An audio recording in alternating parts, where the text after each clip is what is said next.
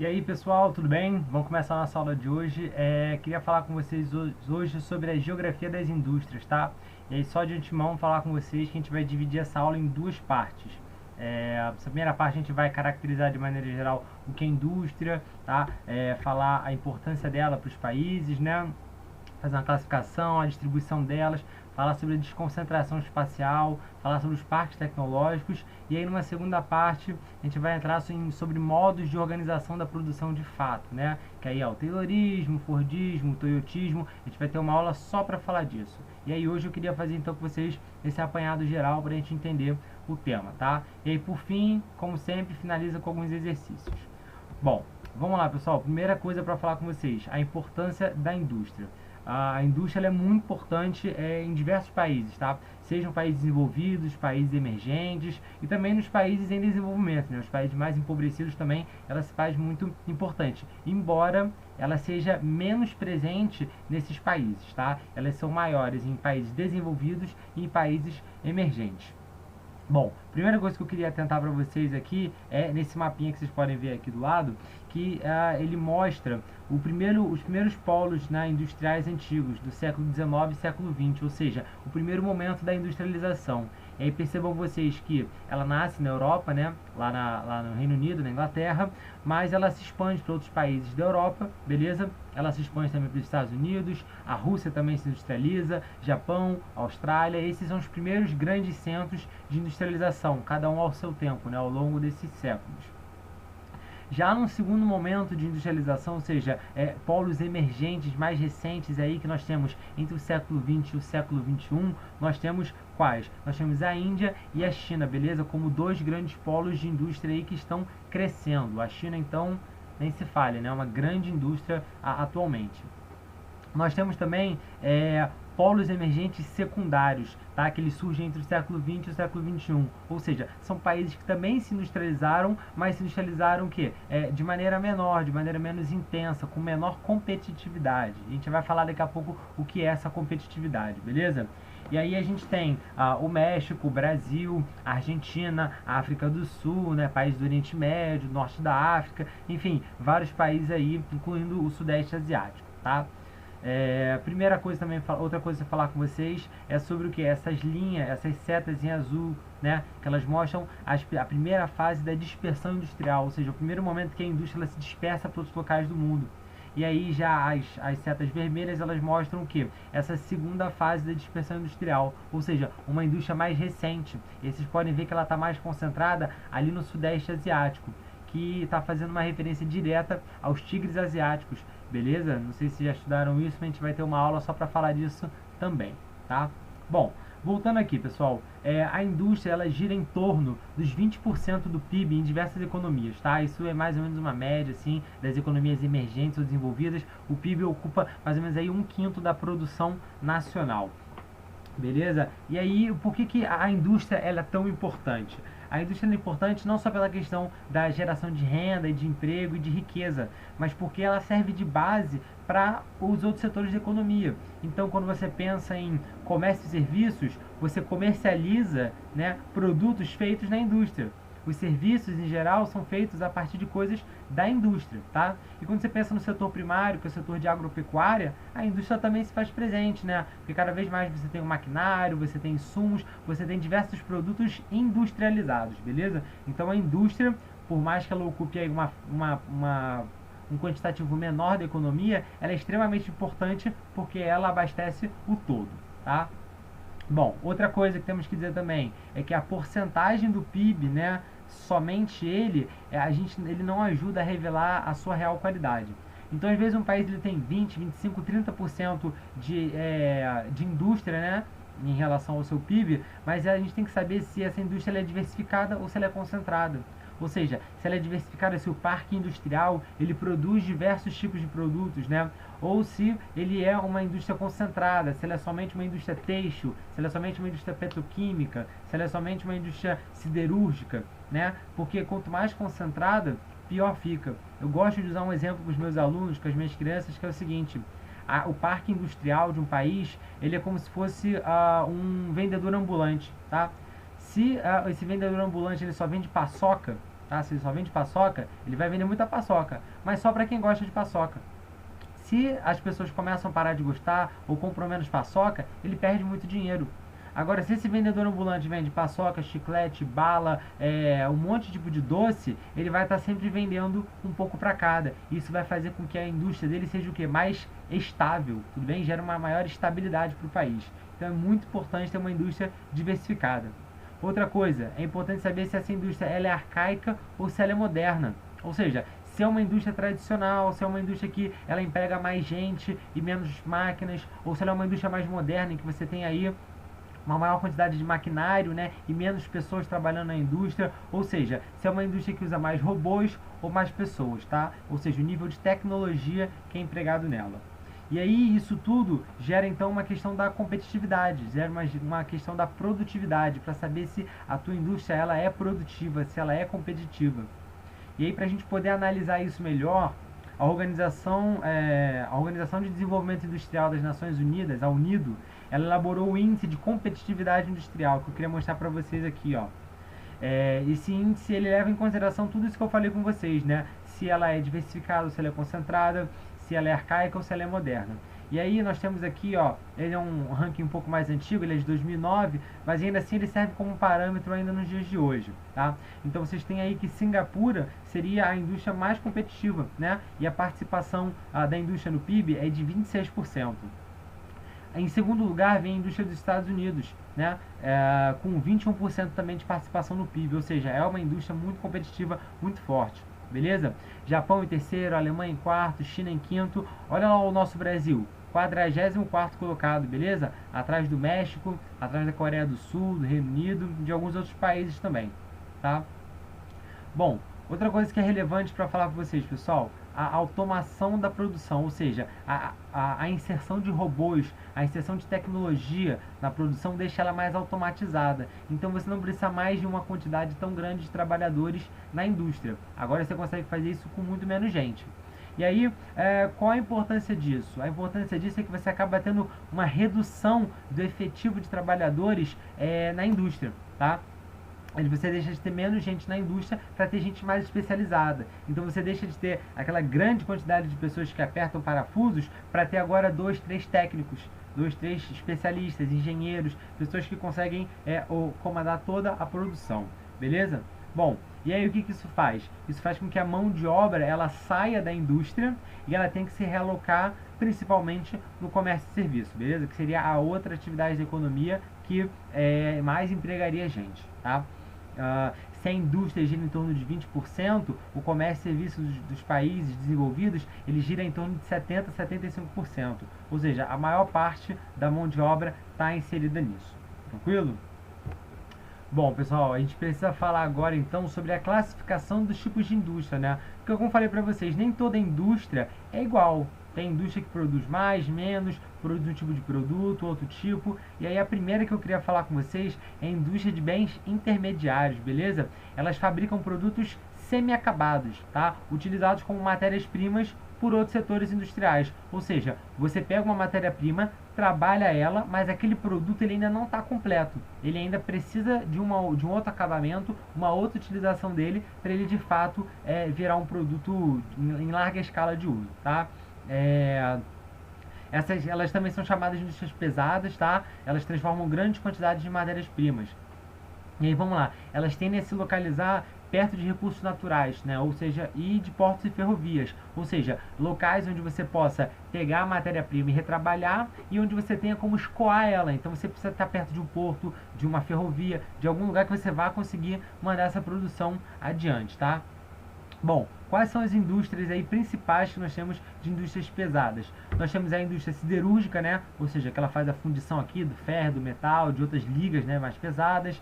A gente tem a petroquímica, que ela trabalha o petróleo para poder gerar uma diversidade de outras coisas, né, de outros óleos, coisas que fazemos a partir do petróleo.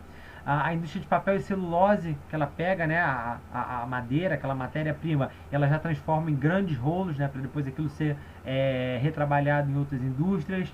E nós temos também a indústria de cimento, né?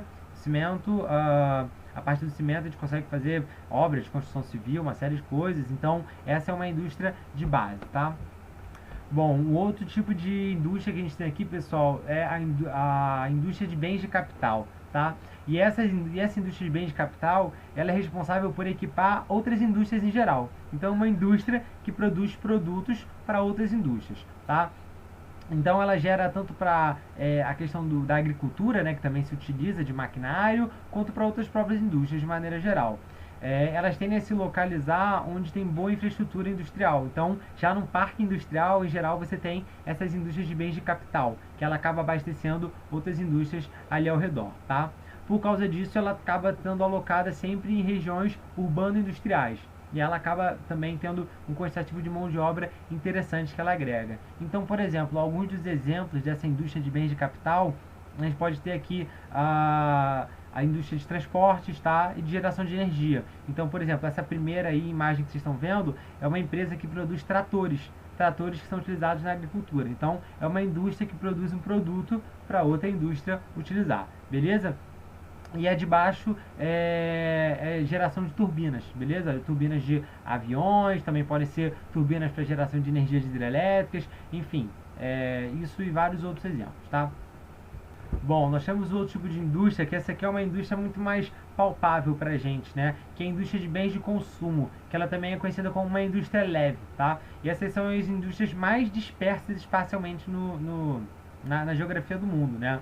Em geral, elas estão localizadas, né, em grandes, médios, pequenos centros urbanos e podem se localizar até mesmo em áreas rurais, beleza? Embora as regiões urbanas e industriais ainda sejam as regiões principais, porque dali você já consegue escoar, né, com maior facilidade sua produção e você também tem uma rica e abundante quantidade de mão de obra, beleza?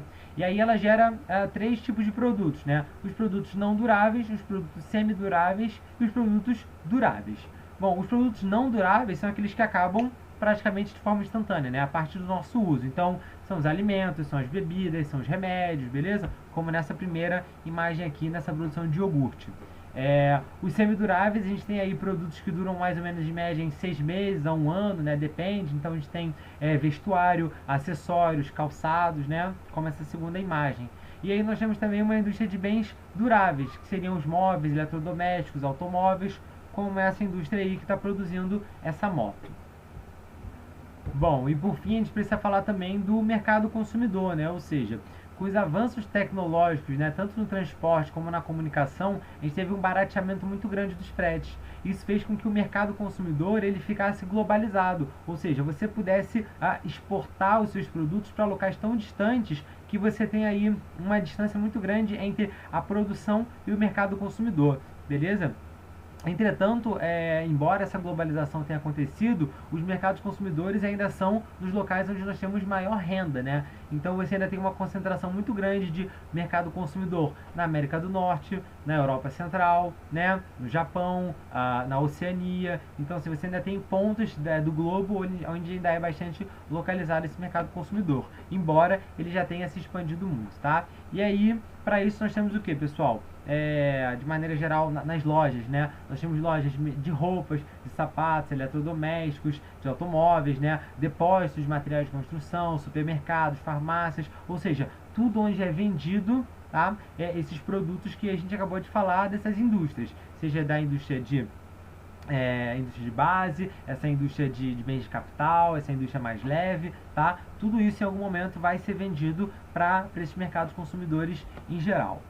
Bom, pessoal, e mais do que falar sobre o mercado consumidor, a gente precisa entender um pouco como se dá a distribuição das indústrias no globo terrestre, né? Como que se dá essa divisão? Vamos lá. Primeira coisa fundamental da gente entender, fatores locacionais, tá? São os fatores mais importantes porque eles ajudam a potencializar o lucro de uma empresa. E aí, vamos lá. Imagina você é o dono de uma empresa. Você vai montar uma empresa no meio do deserto do Saara? Você não vai montar. Sabe por quê?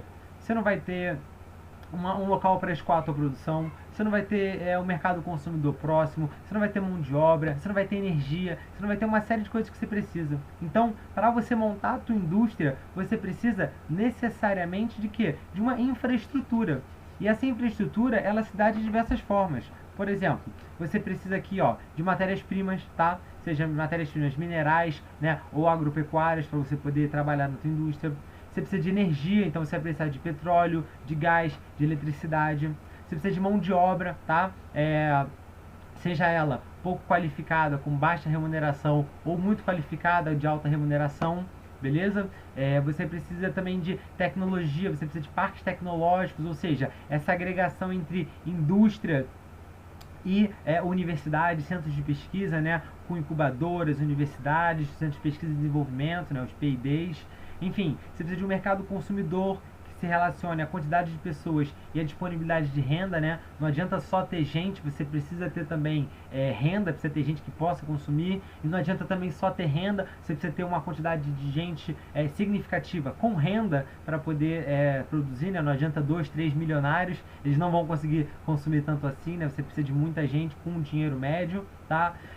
Você precisa também de logística, beleza? Ou seja, ter a disponibilidade de custos competitivos de transporte e armazenagem, tá? A logística ela é fundamental, a gente vai falar daqui a pouco mais sobre ela. Você precisa também de uma rede de telecomunicações, ou seja, telefonia fixa, telefonia móvel, internet, tudo para você poder se comunicar, né, com o seu público-alvo. Você precisa também de uma complementaridade, ou seja, você tem que estar próximo de outras indústrias que dialoguem com a tua indústria, que possam ajudar também, né? Seja na compra, na venda de produtos, tá? E você precisa também de incentivos fiscais. Incentivos fiscais eles também são muito importantes. Por quê? Você tem a redução, né, ou isenção de impostos que ela é concedida pelos estados, né, nas 3 esferas de poder, seja municipal, estadual ou federal. E aí eu já vou falar daqui a pouco para vocês mais sobre a questão dos incentivos fiscais, mas eles são fundamentais para a gente entender essa dispersão da indústria pelo globo terrestre. Bom, mas é importante a gente dizer também que é o seguinte, isso que eu estou falando para vocês, né, dessas vantagens locacionais, isso nem sempre foi assim. Por exemplo, durante a primeira Revolução Industrial, quando o carvão ele era a principal fonte de energia, o transporte dele era difícil. A gente não tinha tantos meios tanto de comunicação quanto de transporte na época, né? A gente tinha só a Maria Fumaça. Então, o transporte do carvão ele era muito caro. E isso obrigava as indústrias a estarem próximas do quê? Às jazidas carboníferas. E isso foi um fator locacional importantíssimo para a primeira Revolução Industrial. Muitos países que tinham jazidas de carvão, eles foram os países também que conseguiram alavancar a sua própria indústria, beleza? O que ajuda a explicar também um pouco da indústria na Alemanha, né? Não só isso, é claro, outros fatores, mas na Europa Central você ter tido essa potência tão grande da indústria na época, ela se deu também pela questão do carvão. Tá? Ocorre também na segunda Revolução Industrial, já com a energia do petróleo e da energia elétrica, você tinha ali o surgimento da indústria petroquímica, tá? Que foi uma indústria extremamente importante ainda nos dias de hoje, né? A partir da indústria petroquímica que a gente consegue a gasolina, vários óleos, derivados, plástico, enfim, uma série de coisas que saem do petróleo, tá? Só que ainda assim, na segunda Revolução Industrial, a gente não tinha uma mobilidade tão grande. Então, muitas indústrias petroquímicas, elas ficavam próximas às jazidas de petróleo. Com a invenção dos oleodutos e de navios petroleiros, aí sim a gente começa a transportar isso já para outros locais do mundo. E a gente começa a ter uma primeira dispersão mundial da indústria, beleza? Então, na primeira Revolução Industrial, a gente não teve isso. Na segunda Revolução, a gente começa a ter isso já mais ou menos. Já na terceira Revolução, que é essa que a gente está vivendo, essa revolução mais próxima da gente, ela já tem o quê? Um caráter informacional, como eu já falei para vocês em aulas anteriores. Então, a gente consegue ter aí uma disponibilidade maior, tanto de telecomunicação quanto de transporte. E aí a gente consegue ter essa dispersão maior, beleza?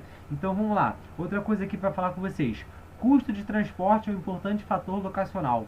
O transporte ele acaba encarecendo muito o produto. Muito, muito, muito.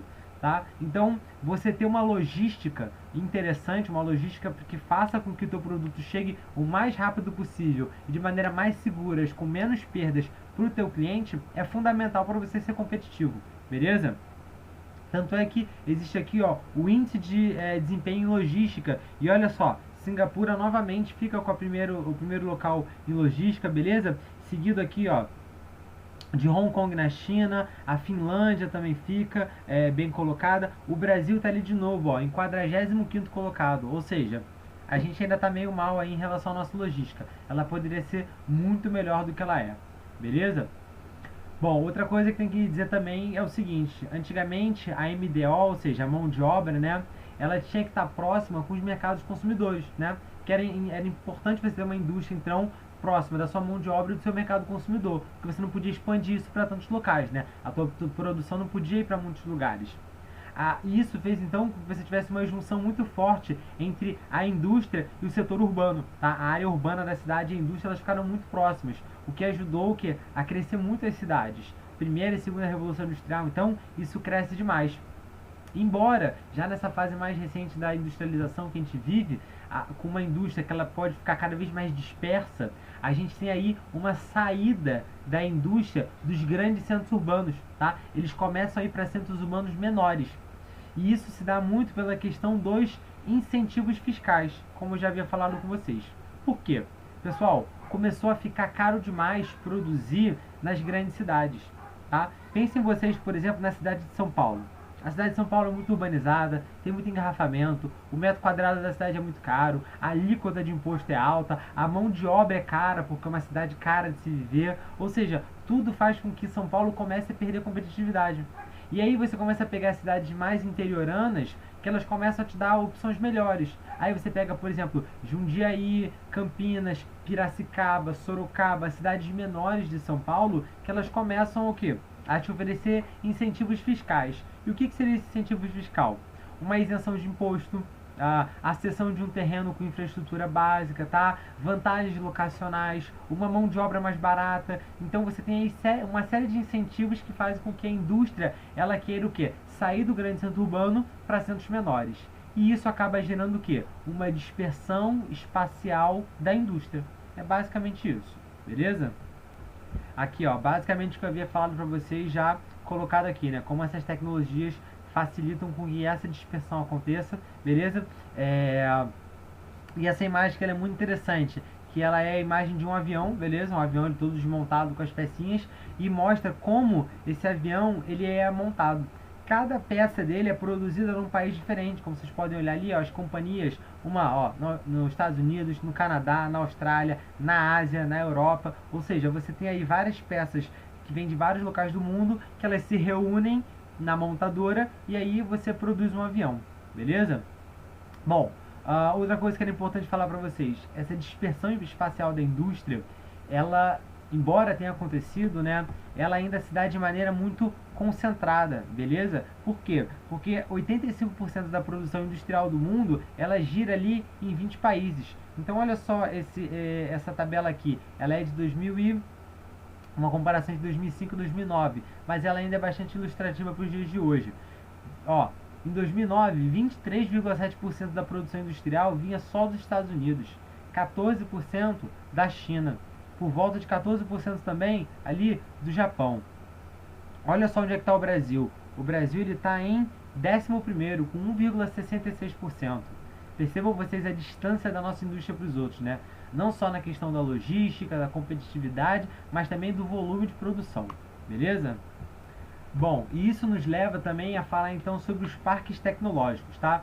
É importante a gente associar o parque tecnológico ao seguinte, o carvão estava para a primeira revolução industrial, assim como o petróleo estava para a segunda revolução industrial, e assim como a informação está para essa nossa terceira revolução, beleza? Então o que acontece?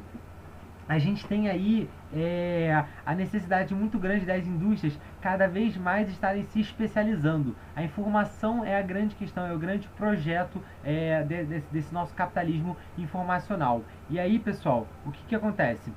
Para você ter indústrias cada vez mais de ponta, cada vez mais atualizadas, você precisa de parques tecnológicos. E aí, esses parques tecnológicos, eles misturam as indústrias com as universidades e a produção de conhecimento. Então várias empresas incubadoras surgem nesse meio, tá? Vários projetos de pesquisa das universidades são aplicados nas indústrias. As indústrias elas fomentam isso nas universidades com dinheiro para que novas pesquisas, novos produtos surjam, beleza?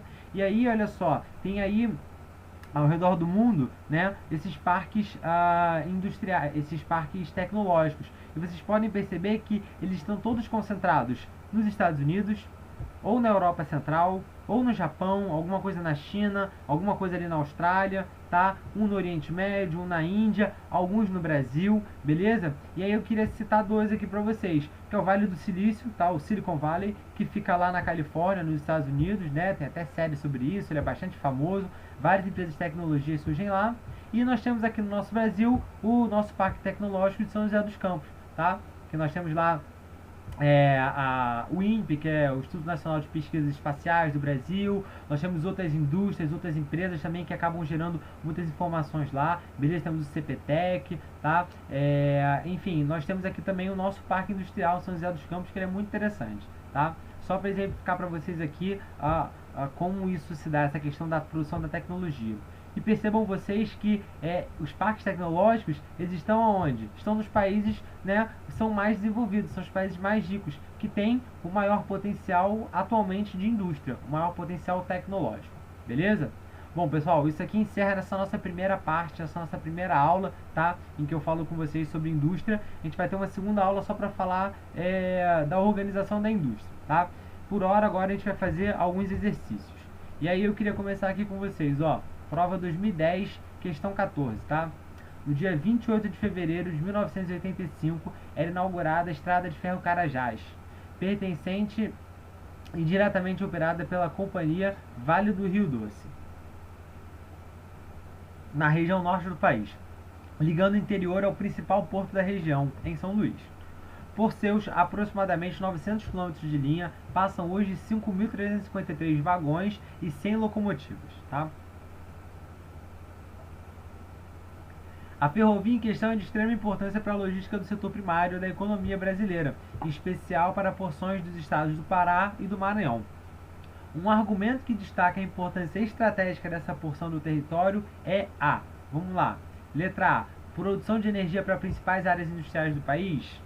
Não, as áreas industriais do país elas estão sobretudo ainda na região centro-sul e não no norte, embora descentralizado ainda está muito mais concentrado na região sul. Produção sustentável de recursos minerais não metálicos? Não, pessoal, a produção dos recursos minerais, elas são altamente poluentes, tá? Elas danificam muito o meio ambiente, elas não são sustentáveis. C, capacidade de produção de minerais metálicos? Pode ser, hein? Pode ser. Logística de importação de matérias-primas industriais? Não, não é de importação, seria de exportação, beleza? Produção de recursos minerais energéticos? Não, esses daí não são energéticos, são de produtos para a indústria mesmo, para gerar outros produtos. Isso faz com que o nosso gabarito seja a letra C, beleza?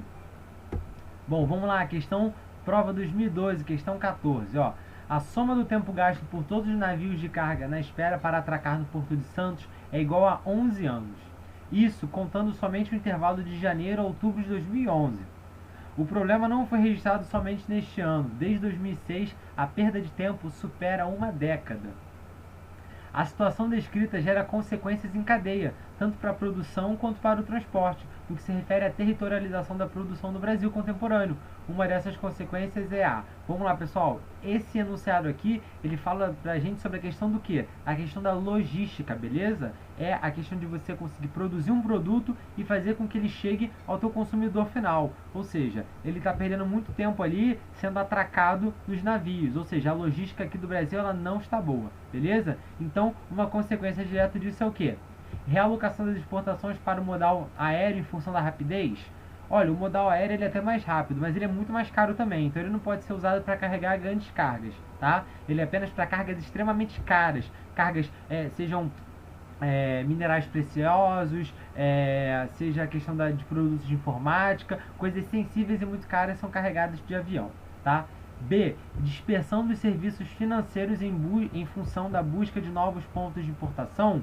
Não, não tem nada a ver isso. C. Redução da exportação de gêneros agrícolas em função da dificuldade de escoamento. Sim, pessoal, essa é uma consequência, né? Como o nosso escoamento ele é precário, a gente começa o quê? A exportar menos aqui. Outros locais vão ser procurados para o quê? Para exportar isso, tá? Então você perde a competitividade. Então, gabarito letra C, beleza? Vamos lá, terceira questão. 2014, questão 10. O jovem espanhol Daniel se sente perdido. Seu diploma de desenhista industrial e seu autoconhecimento de inglês devem ajudá-lo a tomar um rumo. mas a taxa de desemprego que supera 52% entre os que têm menos de 25 anos o desnorteia. Ele está convencido de que seu futuro profissional não está na Espanha, como de pelo menos 120 mil conterrâneos que emigraram nos últimos 2 anos. O irmão dele, que é engenheiro agrônomo, conseguiu emprego no Chile. Atualmente, Daniel participa de uma oficina de procura de emprego em países como Brasil, Alemanha e China.